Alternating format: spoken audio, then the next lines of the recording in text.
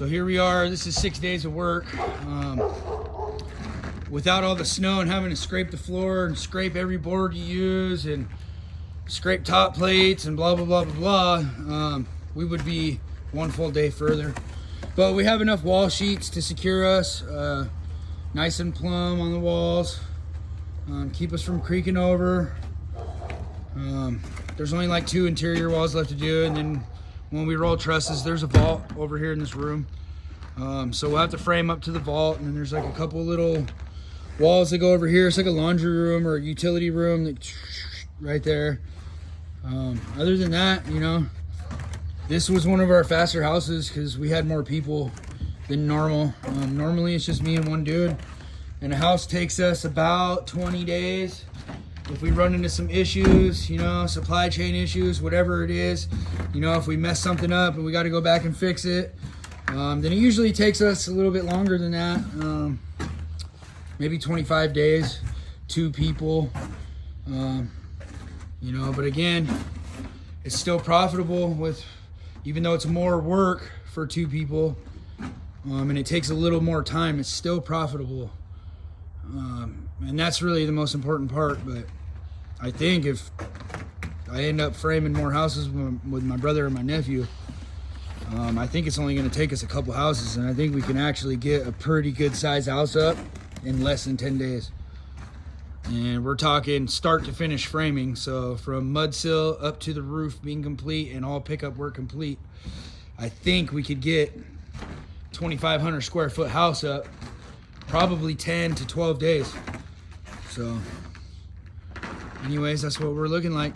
I need to run a block line over here, and then I'm gonna run some straps to splice these 2 walls together, make it stronger. And then because this rake wall comes down and it just butts that wall, there's no way to really overlap that plate. I'll get these blocks in here, and then I'll do a 1-foot strap around the corner. And then I do the same thing up there at the peak. I do a 1-foot strap to each side of the split up there. So a 2-foot strap, you know, 1 foot hanging over each side, down, boom, nail that together. And we got our posts and beams up over here. And really it just depends on how our trusses look. Like, you could scrap a house together and be truss ready if you really, really needed to. And be missing some stuff and do it at pickup after the roof's done. But like for our plan, we're gonna set these trusses here to here, and we're gonna put the peak down on this wall, ready to roll that way. And then there's gonna be 2 bundles for this main section that get rolled out. And we're gonna set the 1 bundle over there, gable down, peak down, and then we'll set the next bundle, we'll come back a little bit, and it'll go across here, peak down on top of this wall, and then that'll all be ready to roll that way. And then when we get over here, right, we'll run them across these 2 walls, but they'll be closer back here, and the peak will come down here, gable up, so it's just ready to roll out that way. Bam. And since there's no walls or nothing to walk on over here, we'll end up running like a 2x6 wide plank down the middle. And that'll give us something to walk and brace off of temporarily. Like if we want to hold that gable truss out there, if we want to hold it plumb, we can brace off of that plank temporarily just to hold it while we do whatever else we need to do, get our rat runs, etc. up. Other than that, there's only a couple little trusses that come out front on these bump outs. And these ones, these couple, like those couple that go right there on that bump out, those are gonna be lightweight. I could just set those on the ground and we could just throw them up there later. It's not even a problem.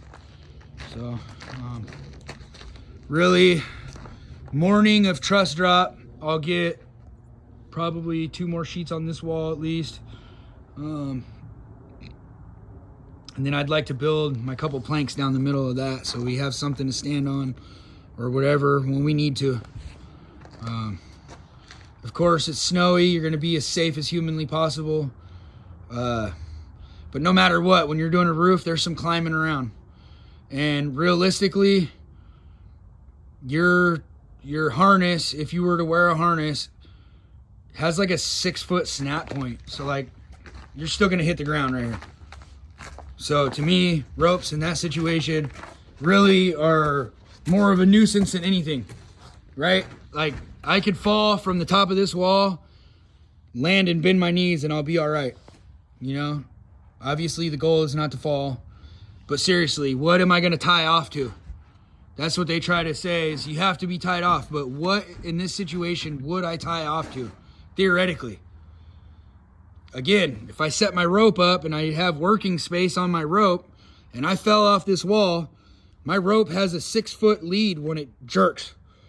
So I'll end up smacking the ground anyway. So we don't do all that. We're going to run 2 planks down, boom, boom, right? And that's what we're going to do. That's, if we need to, we can walk down them.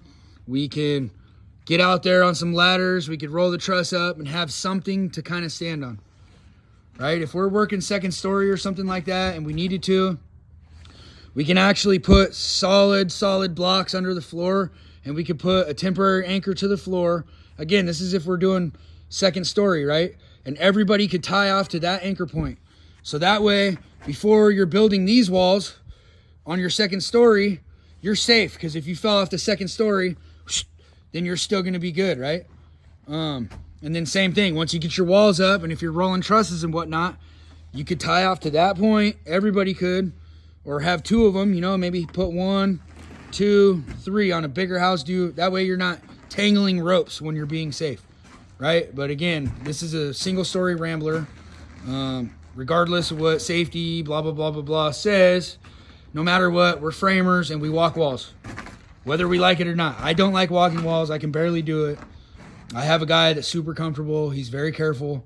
He walks the walls. We get up there. We hold stuff up there. We brace stuff off, right? And then we start adding our rat runs to everything as we go. Again, some things you just have to do when you have to do it. Now, if somebody knows a really good way to tie off when there's nothing above you to tie off to without having equipment, we don't have big equipment. So we don't have like a crane that we could throw up there and tie off to the crane or nothing like that. So if somebody else has a super safe way to tie off on a single story rambler, then go ahead and let me know. Or make a comment, and I'll shoot you an email address and you could send me the information and we'll try it out. That's facts. Like, we want to be safe as possible. But at the same time, we have to produce. We have to make money too. So anyways, that's where we're at. Fun in the snow.